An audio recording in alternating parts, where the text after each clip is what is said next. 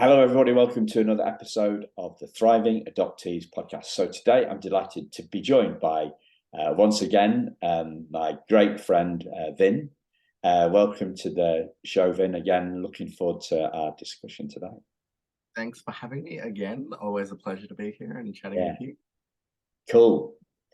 So Vin and I would kind of just set this up before we started recording. But for you, dear listener, I had this idea a while ago, and I didn't act on it. So I decided, right, today's the day to act on it. And we've done 280 episodes, or however many we've done so far this podcast. And it's all been about what helps us thrive, what empowers our thriving. And it struck me that what gets in our way. A question came to my head: what gets in the way of us thriving? What stops us thriving as adoptees? I thought that would be a great kicking off point for a conversation. I thought, well, Vin's the man to have this conversation with. That's a great question, because I think as humans we focus on the negative things firstly rather than the positive things. And I know myself, if someone ever I've actually had I've been in a leadership program, and one of the questions was to list some positive and negative things about yourself. And my go-to was first the negatives, because I could name so much more negatives about myself than I could positives. And I actually struggled finding the positives, because we're all well, I can't speak for everyone else, but I know myself, I'm very critical of myself and the things that I do. So yeah, having list the negatives is a lot. That list is a lot quicker in my mind, because so we're very critical of ourselves. I find as humans, I think we do focus more on the negatives. Yeah, I think that this is a cultural thing, right? So me too. Yeah. Me too individually, and me too, all of us. I mean, the Western world, or if Vin's down in Australia, I'm going to group you in with the Western world, the English speaking world, in UK, States, Canada. I don't know whether it's as prevalent in other non-English speaking countries. But To be honest, I don't know either. What strikes me is it is a cultural thing. It's not a Vin thing, and it's not a Simon thing, and it's not really even an adoptee thing. No, I think it's just a general thing amongst us. But I think this also comes down to, as well, social media comes into it. The social status of everything. And take for instance Facebook. We don't know what's going on in people's lives. We only see what they choose to put on Facebook, and a lot of the times it's kind of this fake persona of glamour and happiness and my life is perfect and white picket fence, which is what people want to put out. I mean, if people put up that their life was shit, well, then I'm not sure how that'll go down. But it's about judging, I suppose, and people don't want to be judged. So I think that can be really, I don't know, that can definitely take its toll on people. And I think that's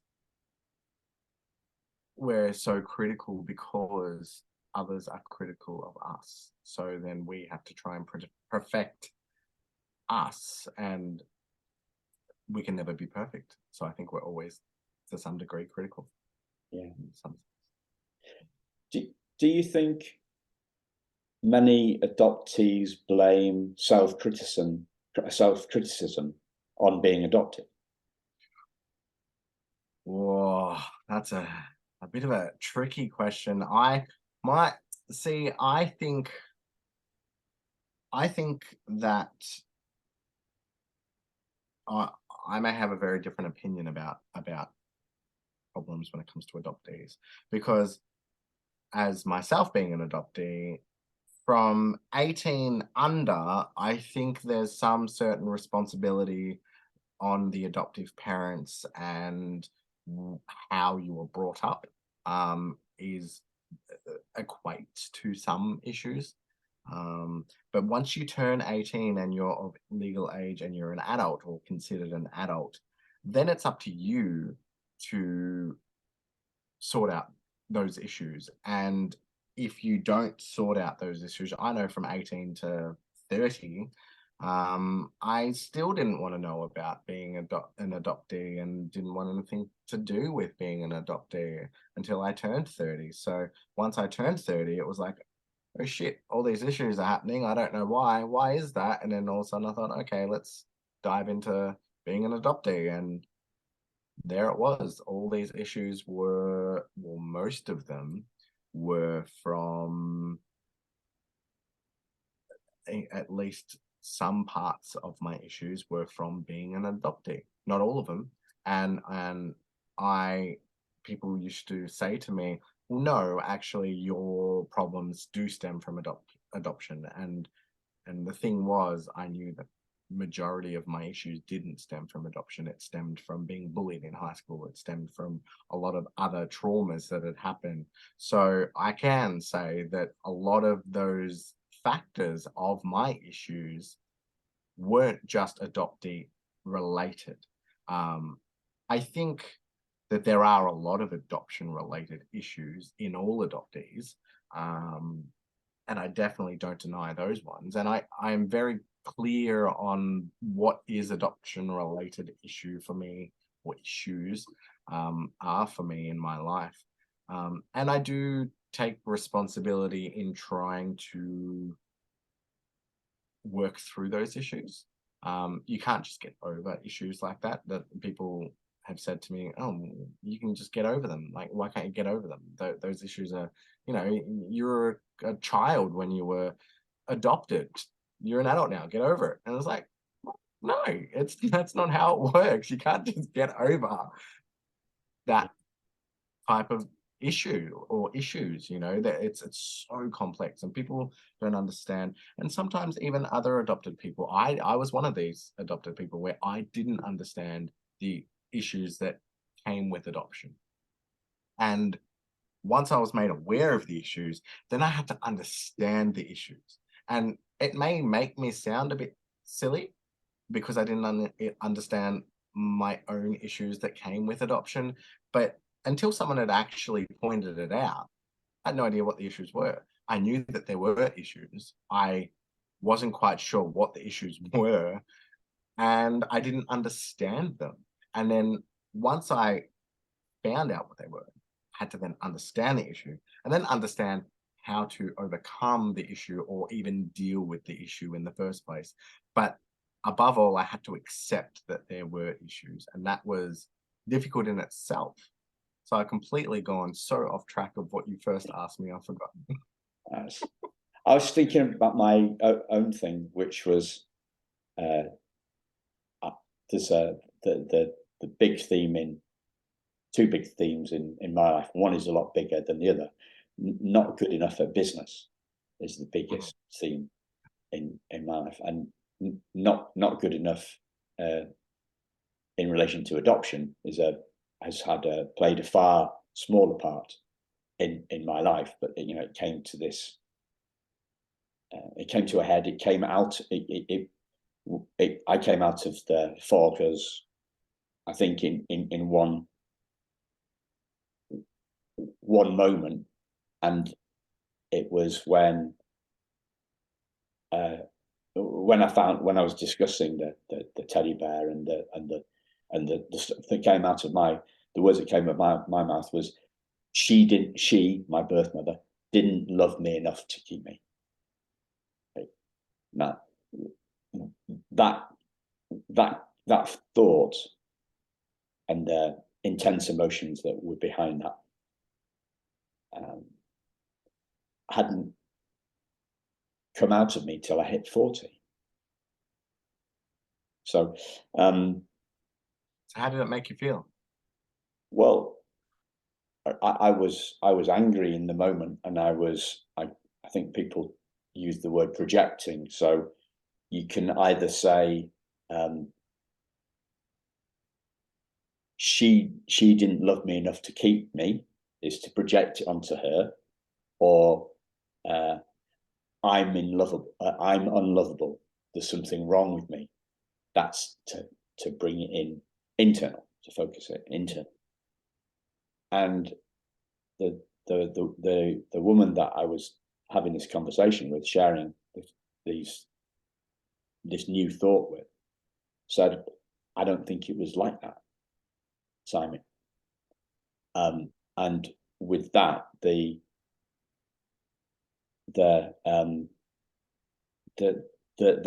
thought lost its legs. It didn't become any more concrete. It was a new thought, but it didn't have real firm foundations. It kind of got blown away slightly, not slightly. It drifted off. It didn't gather pace.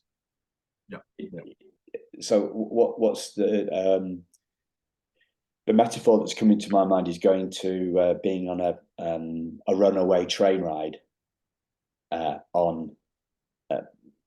in Disney when I was like 13, right? So this runaway train, and it just gathers, it gathers more and more speed. It's got more and more momentum, and this new thought that came to my mind was pretty much stopped in its tracks.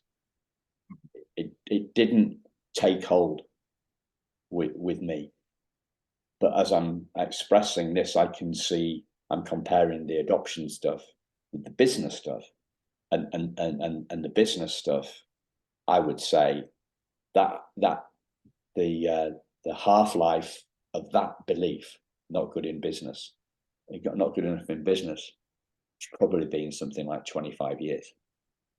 Oh wow. And you played a role in bringing that belief to an end for me.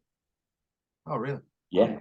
When you said I was talking about the number of downloads of the podcast. Oh yeah. And you said, I think you're mistaking the quantity of your downloads with the quality of the quantity of your impact with the quality of your impact. And that was a seminal moment in me being less obsessed by business success. It's funny because someone said to me,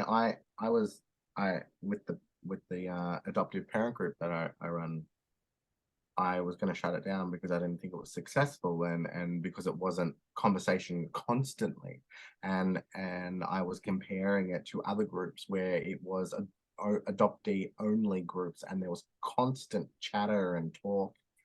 And another adoptee from the adoptee team said to me, Vin, I think this is a really successful group because of the context and how many people it's helped.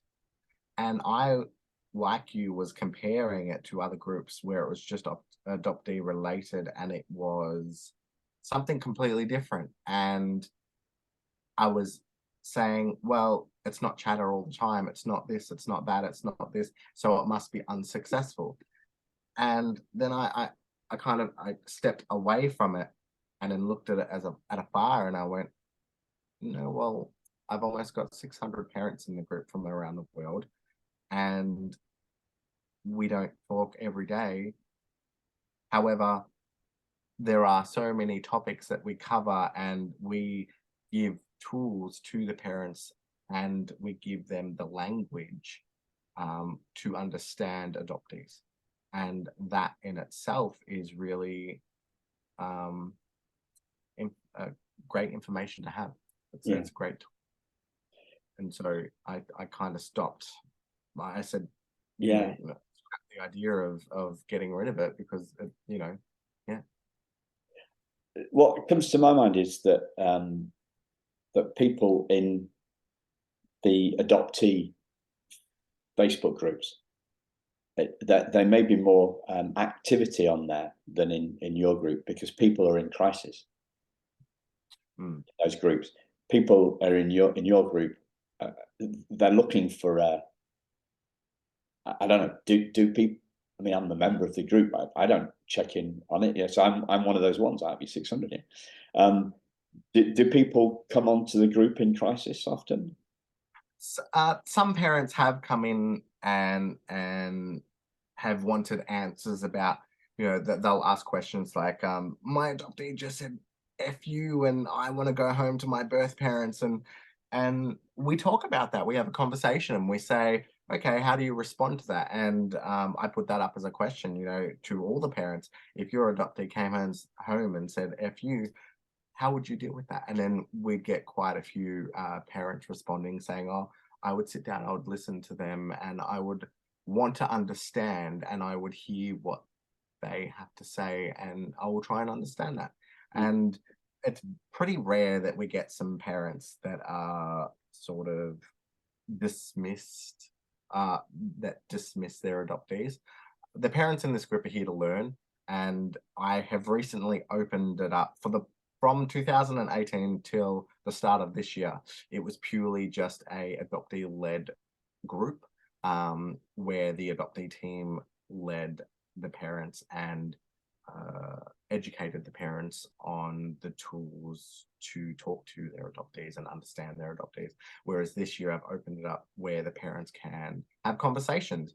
Before, yes, parents could have questions, but a lot of the parents didn't really respond, in the sense of they let the adoptees lead the way in answering. And if adoptees ask questions, they would obviously respond.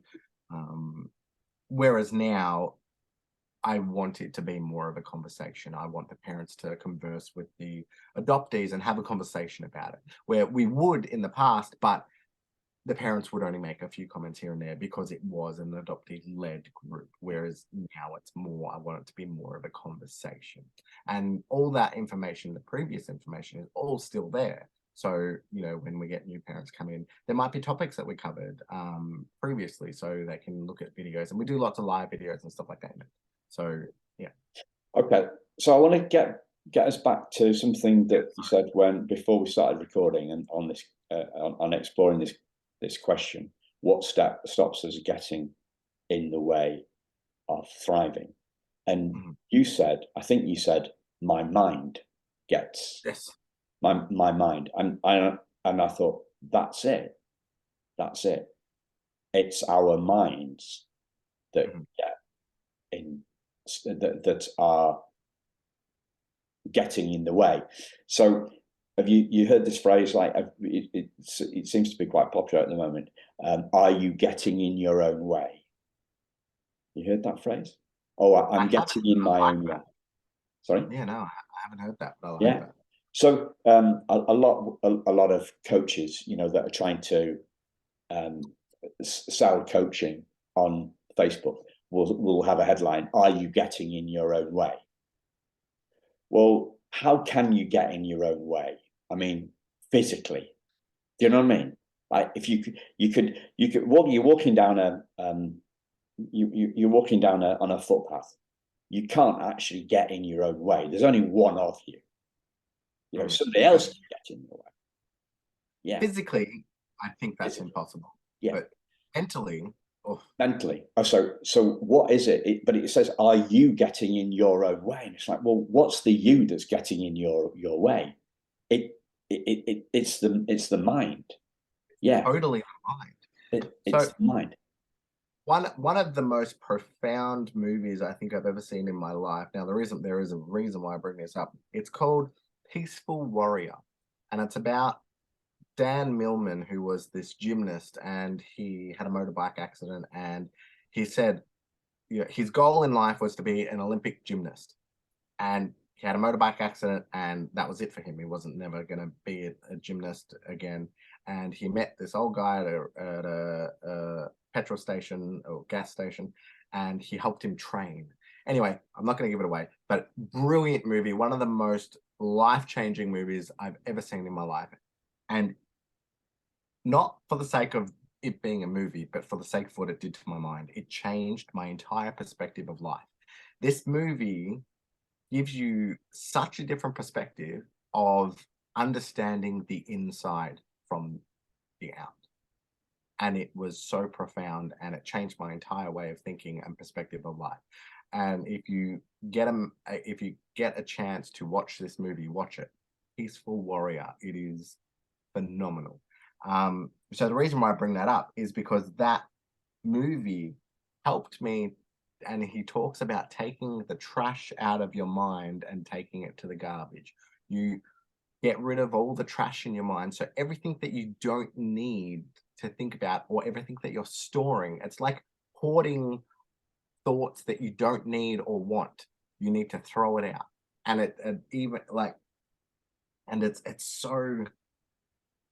it's such a simple analogy, but it works for me.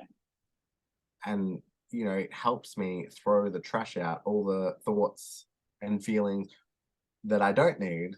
It helps get it out. But I can tell you there is so much more in there. And it's just overloaded with so much. So it's like doing an actual cleanup, where every now and then I'd be like, yeah, okay, I'll throw all that out, and then it all accumulates again, and a couple of months later I'll be like, all right, let's do it again. It's But yeah, it's fun, phenomenal. Did you say thoughts and feelings in there? Yeah. Okay.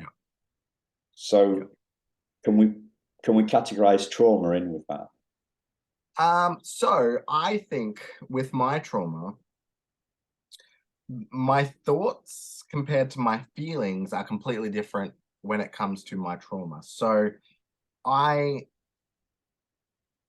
may feel scared about something, but then on the outside I would do something that would sort of counteract that, and it would almost be confusing, because it'd be like, hang on, that doesn't match that. So why are you doing that if it is triggering for you? So it's a bit tricky for me. My trauma is very different, and I deal with it very differently. But when it comes to feelings and thoughts, they are different, because you feel something and you think something. That's two different things. And you can sometimes have two very different reactions from that. Yeah. Does that make sense? It kind of does.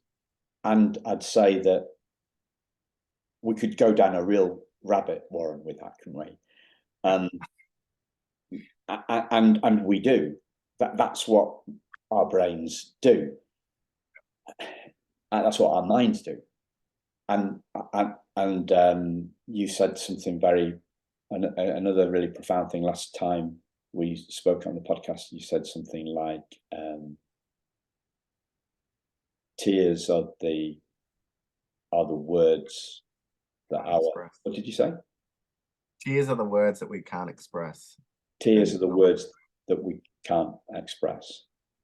So, yes. And we are not our thoughts, and we are not our feelings, and we are not our trauma. Mm-hmm. So to me, trauma exists only, and it's a big only, right? I'm not negating it. Trauma exists in feelings and in thoughts, and people could say, well, they're stored in the body. Yeah, the body keeps the score. The feelings and thoughts. I can't see what else trauma lives in, I other think than our thoughts, our feelings, and bodies. It doesn't I exist think anywhere else, does it? no. Well, I think I think trauma is fear. We fear what we've been through because we don't want to go through it again. And I think our feelings and thoughts, we carry that.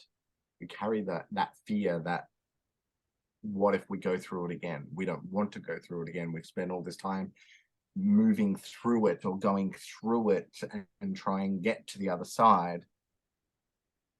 And what if it happens again? And I think that's partly the reason why we might carry that with us. So the what if it happens again? That's a thought. Like, well, as adoptees, and I do use this very loosely, I would say, in my own opinion, but it's very common within the adoptee community that we always enter something with one foot in, one foot out. And it could be anything. It could be going on a new date, or new relationship, or marriage, or job, or whatever. It's very widely used term. One foot in, one foot out. But because we're one foot in, one foot out, is because we're waiting for the other shoe to drop. There's always going to be another shoe to drop. And in my mind, it's like, well, no one's going to be there forever. And that keeps getting so that's a feeling of loneliness. It's a strange one because I'm talking to an Aussie about this. So on the evening, I've been to Australia twice for business trips, and the first time, I don't know if I told you, the first time I flew all that way for 4 days. Right, it's just it's taking you longer to get here. So, yeah, well, I didn't want to. I was concerned about the business at home, and I didn't want to be away from it because I was so identified with it. It was me, and the performance of my business determined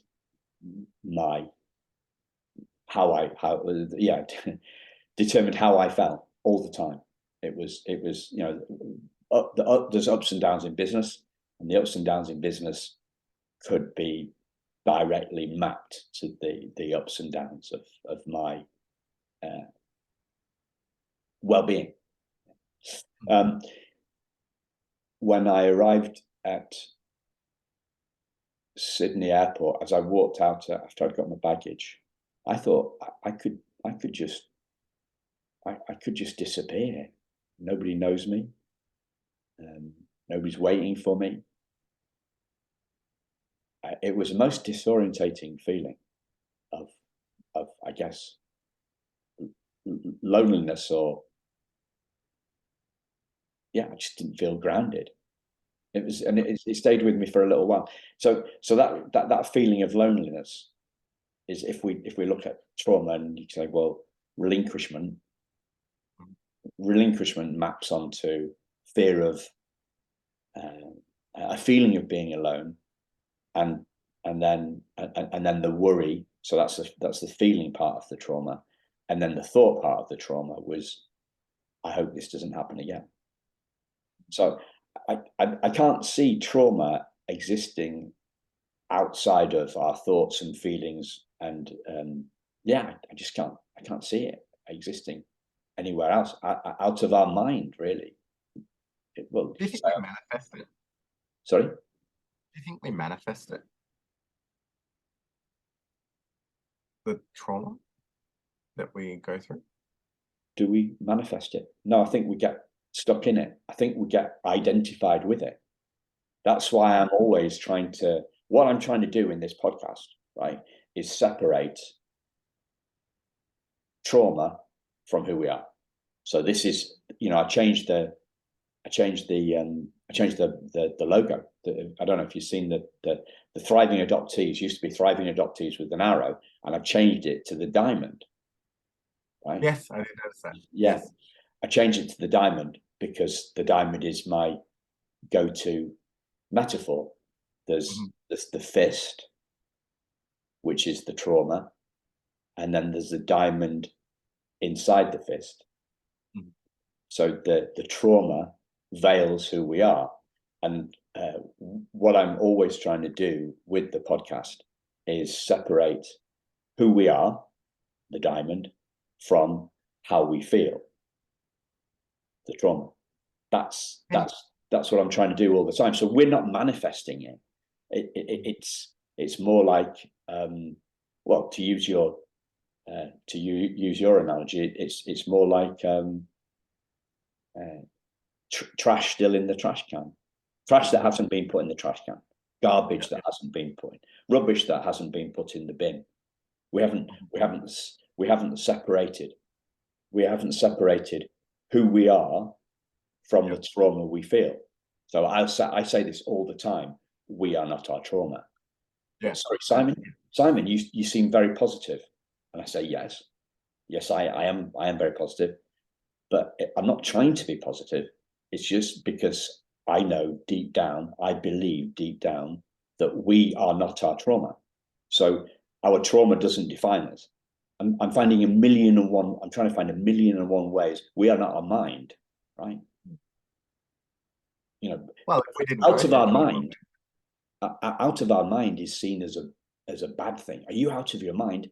But the mind is where all the problems exist. Out of our mind is a good thing, right? I think when I think a lot of things get misconstrued sometimes, and a lot of it doesn't make sense. But you're right. People do think of when you say out of my mind, people think crazy. People think that you're not all together, and but I think it's also a good thing that if you go outside of your mind. It's like that saying, I hate the saying of when people put you in a box, when they label you, you're like constricted to that box or that label. But you're not. You don't have to be. So that's just a label. We're not our labels. Yeah, exactly. And it's like you said, it's not. We are not our trauma. We are not those labels. We are not that box. It's So I think for me the key thing is that separation between who we are and what we've been through, who we are and what we felt, who we are and what we think, who we are and our trauma, and then, but it all gets mixed in, right? So we could say, I am lonely, but we're missing the word feeling. I am feeling lonely. I am traumatized. I am feeling traumatized. We kind of drop the word feeling gets dropped from the sentence. So we say, I am traumatized. And the focus is all on the traumatized bit, not the I am bit of the sentence. It's three words. I am traumatized. I am traumatized. But what's the I? We know about understanding all the trauma. We know about that. But what about explaining? What about exploring what I am? What about exploring what we are? What about what the blank piece of paper on which the trauma sits? There's what is it? This is something that I'm looking at the moment. It's a bit way out, I think. But who is it that's aware of the trauma? What is it that's aware of the trauma? Because what is aware of the trauma can't actually be trauma itself, right? What is aware of our thoughts? What is aware of our feelings? Well, I am aware of this feeling. of being, as I said, you know, like coming out of the airport, the door at arrivals at airport, at Sydney Airport those years ago. I am feeling lonely. Ooh, I am lonely. What's the I am? All our focus is on the loneliness, on the trauma, not on the I am bit, the stable thing, the screen on which the movie is playing. Sometimes that movie is a romantic comedy. Sometimes that movie is a horror story. Like a lot of you've been through some real horror stuff. Some the stuff that you had that went on for you at school, and then later on as well, the horror story. So sometimes it's a horror story, sometimes it's a comedy, sometimes it's a romantic comedy, sometimes it's a thriller. But the screen is always the same. The awareness on which the movie is playing out is always the same. So it's separating, taking a step back from the I am traumatized to the I am bit, the continuous bit that's never changing in a life that is always changing. So you've had some drama about, you know, you moving house, haven't you? I mean, we had drama when we moved house. We had drama when this extension was put on this house. All our focus is on the drama, the trauma, the mind. It's a loud voice. It is. It is. I mean, there's. I think as humans, we hear that the loudest voice we hear is always the criticizing one. Yeah. Whether it's ourselves or someone else, it's always the first voice we hear. And if someone is saying something nice, we either deflect or it's a lot quieter in our minds, the positive voice, because we don't believe it. We can hear it. Yeah. We have so much doubt, we don't believe it. That quiet voice, I've only heard that, maybe I can only remember hearing that twice. And one of the reasons I'm with my wife is on the back of a quiet voice. So back when we worked together, before we started going out together, went out for lunches, we often did. And she told me that her fiance, long-term boyfriend, partner, yeah, well, let's just say it was over. And a little voice in my head said, this lady could be for you, son. And the second one I remember is probably 6 years ago. We were driving back from the hospital where we just heard that my dad had months or weeks to live. I got to this stop sign, red traffic light, and the voice in my head said, little voice in my head said, "You can handle this, son." But both those voices were little. They weren't. It wasn't the usual shouting cacophony like, "When are you gonna do this? When are you gonna achieve this? What are you doing, wasting your time with that? You can't do this." Sounds like you handled it all. Yeah. it's amazing at what we can handle though. As humans, I think we are a lot stronger than any voice tells us. Yeah, for sure. Yeah, I mean, so people talk about resilience as like it's going to the gym. It's like a muscle that you strengthen. But I think I think that resilience is revealed. As you say, we don't we go through some, we see some danger ahead, and we think, I can't handle this, and somehow we do. The resilience, the strength that we have is revealed. It's laid bare. I was listening to a podcast this morning, and the reveal comes from the Latin word revelare, which is to do with being laid bare. And I thought of the diamond being laid bare when the fists, when the fingers are unfurled. And I'm thinking in the same sense that our resilience is laid bare. Yeah. As you just said it. Winnie the Pooh said something like this, didn't he? Something like, we're stronger than we think, or something. You heard that?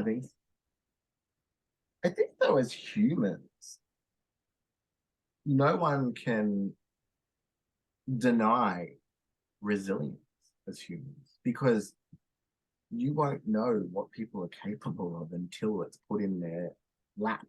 And I don't even think we ourselves know what we're capable of until we are faced with something, because it's some of the things that I faced. I can't believe I'm still alive, but here I am. There you are. You know, Yeah, we underestimate ourselves, our minds. mhm. I think our minds underestimate ourselves.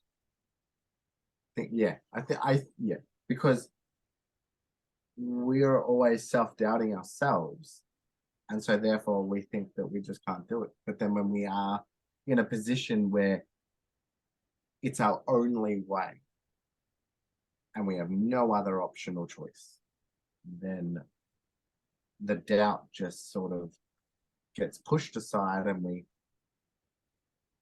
get put into this I can attitude, because that's the only way. I don't think we even have time to think about that. No. I don't think it's a mindset thing. I think it's a doing thing. Yeah, that makes sense. I think so. It's an instinctive thing. It's an instinctive thing. Not premeditated. Not a premeditated. I think that, yeah, I think that's very true. Like, over the past couple of weeks, I've been thinking a lot about, this may sound a little bit morbid, but a lot about death. Not that I want to die, but someone close had passed, and it made me put some things into perspective and made me think about a lot of things. And I've been watching, as heartbreaking as it is, the parent of this person that had passed, just watching the heartbreak of that. And it's devastating. And this comes back to what we're capable of, what we can, how resilient we are as humans. When you go through something like a death, you know, or even if you're in a relationship, you think, I can never live without that person. For me, it's very hard to rely on someone like that in that way, because at the back of my mind, and I hate this, in the back of my mind, I think, well, they're going to leave anyway, so it's just a matter of time. And so for me to think I can never live without this person is almost impossible. But I have had friends say to me, I can't live without this person. I cannot survive without this person.